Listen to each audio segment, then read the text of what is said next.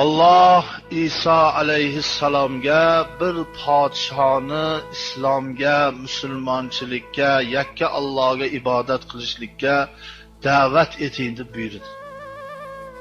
Iso alayhissalom haligi shaharga ketayotgan yo'li sahroga kesib o'tish kerak edi. Sahrodan ketayotsalar bir narsaga qoqilib qoldilar. Qoqingan narsani bunday qarasa toshmas. Nima ekan deb qo'llariga oluvdilarki,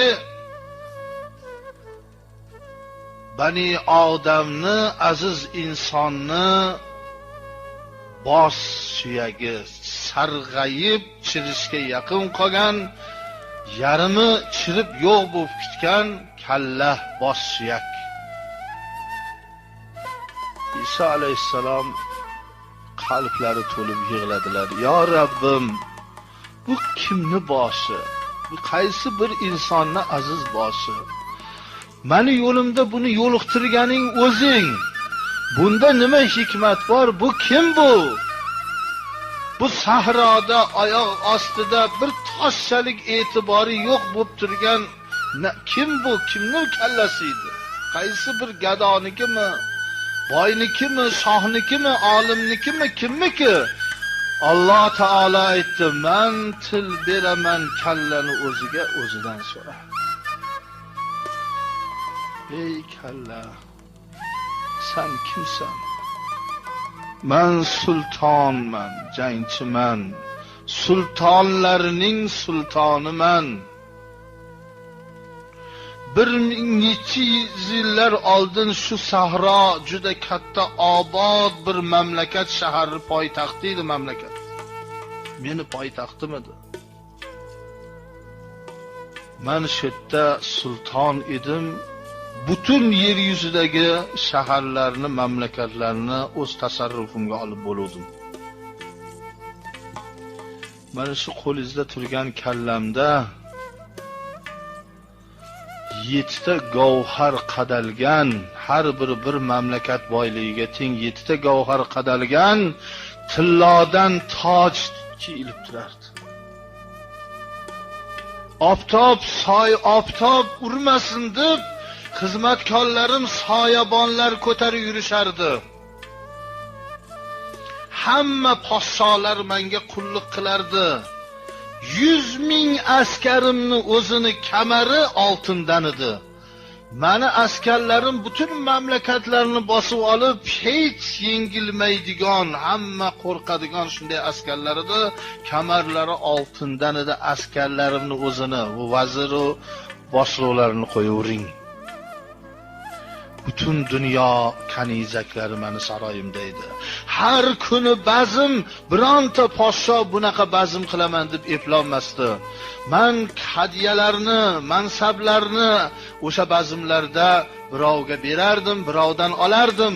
Bir ishoram bilan birovni kallasi ketardi, bir ishoram bilan o'limdan qolardi. Men kimlarga mansab berib, kimlarni mansabidan oldim, kimlarni bir kunda gado qilib qo'ydim. Hamma meni maqtaydi, hamma mendan qo'rqadi. Xazinamda oltinlar, gavhar, tosh, marmar hammasidan bor, qasrlar. Tanim og'rimaydi, bir kasallikni bilmayman, na tishim og'rimadi. O'zim Xudo bo'lsam kerak dedim. Bir kun aytdim, men Xudoyingizman, menga sig'ining dedim deydi. Ana, Xudo dard bermasa, nuqul omad baxt beraversa, xudolikni da'vo qilib qo'yar ekan inson. Birodar, uncha dard berib, g'am berib tursa, Allohni esdan chiqazmay turadi. Shuning uchun aytiladiki, yaxshi ko'rgan bandasiga dard bilan uncha g'am berib turadi. Allohni esdan chiqib qolmasin, bandaligi esdan chiqib qolmasin. Men Xudoman dedim deydi. Bir kuni kechasi vujudim qaqshab, juda ham qattiq og'riq bilan uyg'ondim deydi. Ko'zimni ochsam, bir badbashara maxluq tepamda turibdi. Hazrat Azroil alayhisalom yomonlarga yomon suratda keladi. Shu ko'rganni o'zida yurak eti jimirlab, juda dahshatga tushadi. Mo'minlarga eng yaqin odamni og'aynisi suratda keladi. Mo'min odam bu dahshatni ko'rmaydi. Iymoni yo'q haliginga bir dahshatlik maxluq turibdi tepamda. Siz kimsiz dedim. Men joningni olgani kelganman. Askarlarimni chaqiray desam, soqchilar turibdi, chaqira olmayman. Tilim aylanmaydi, ovozim ichimga kirib ketyapti, chiqmaydi deydi. Jonimni olmang. Xazinamdagi bor oltin kumushni oling. Ey lodon inson, bu temirlarga, toshlarga sizlar aldanasiz. Biz farishtalarga bular kerak emas. Jon olguvchiman. Ertalabgacha, bir kun, 2 kungacha muhlat bering. Bolalarim bilan, xotinlarim bilan, do'stlarim bilan xayrlashib olay. Ey muhlat. Endi tong otishini ko'rmaysan sen, shu kechasi ketasan. Rizqing tugagan tongda. Ozgina havo qoldi. Nafas.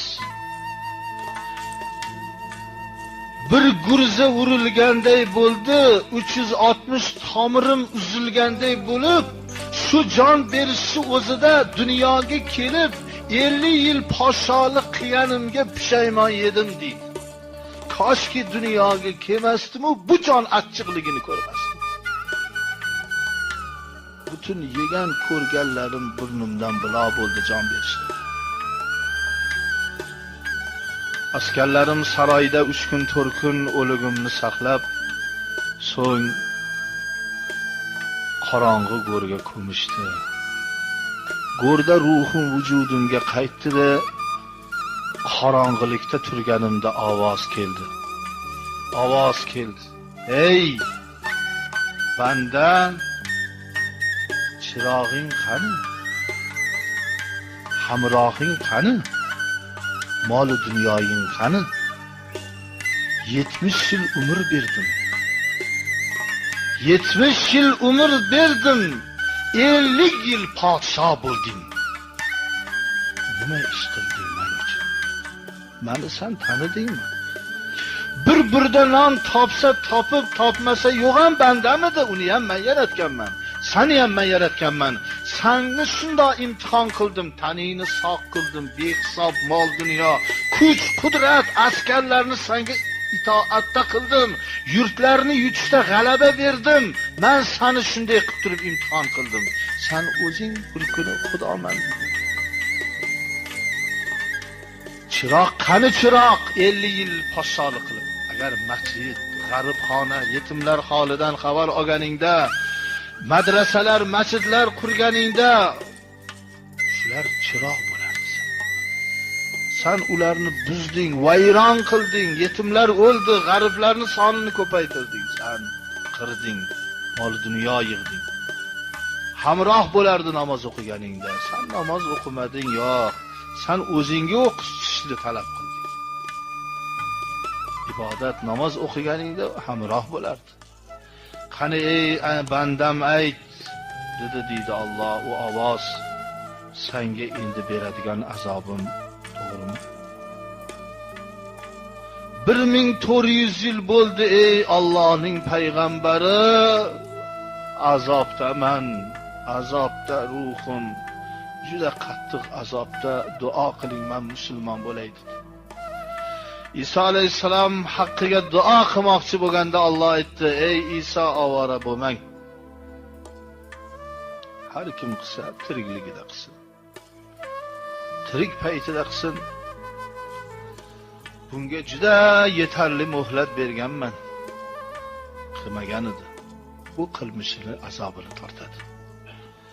Siz hozirgi tirik podshohga borib buni yetkazingki, bilsin. Bu dunyo hammadan o'tadi, ketadi. O'lim haq. Hech kim abadiy qolmaydi. Yolg'iz go'rga o'zi kirganda hamroh bo'ladigan, qorong'i go'rini yoritadigan amallarni qilib qolsin har bir inson. Odamlar 5-6 tanga puli ko'payib, ular qaytda u podshoh emas. 5-6 tanga ko'payib qolgan, bosar tusar boshqacha. Ko'rish boshqacha. Masjiddan gapirmang, unga chet mamlakatlardan gapiring, boshqa narsalardan gapiring. bilmaydiki, shularni qiziqtirib, yurg'iztirib turgan Xudoni bergan joni. Haligi zo'r mashinani ham bunda Alloh jonini olib qo'ysa, bitta og'zini yumishga ham arzimaydi u mashina haydash yo'lda tursin. Birodar, jon chiqqan kuni 20 sotik hovlingiz bormi? Gektar bog'ingiz bormi? Bir kun sig'maysiz, ha? Bir kun sig'maysiz.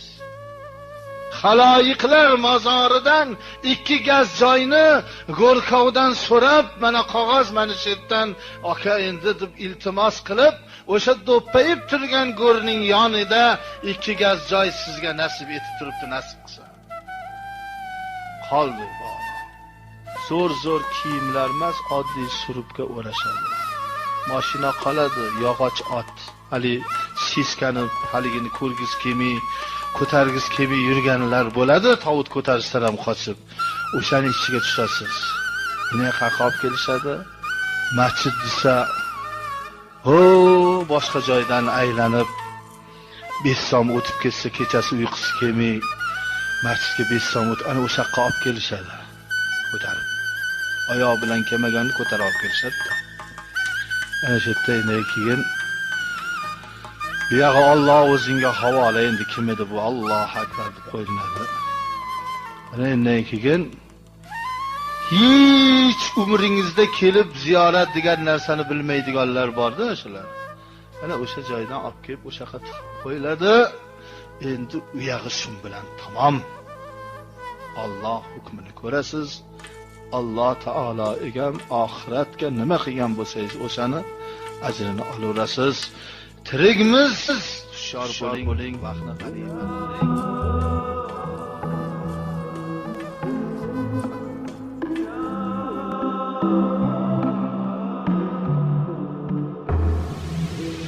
Agar o'lsam yuzim chidarmi? Allohim yonida turishga iltimos kelmay tur qiyomat. Ulgurmadim tavba qilishga. Ne gunoh qildim bilmadim, ne harom ishlar qilmadim. Allohni nazarga ilmadim, ulgurmadim tavba qilishga. Musulmon bo'la turib men nomard, bilmayin Allohga berdim pand. Ummatingdan ranjima Muhammad, ulgurmadim tavba qilishga.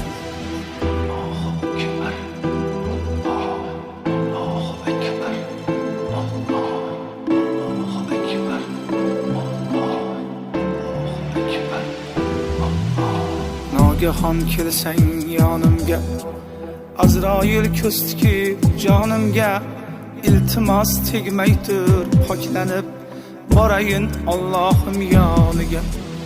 Qur'onni tilovat qilsaydim, bekorga o'tkazma yoshimni. Qaniydi jonimni olsayding, sajdaga yekkanda boshimni.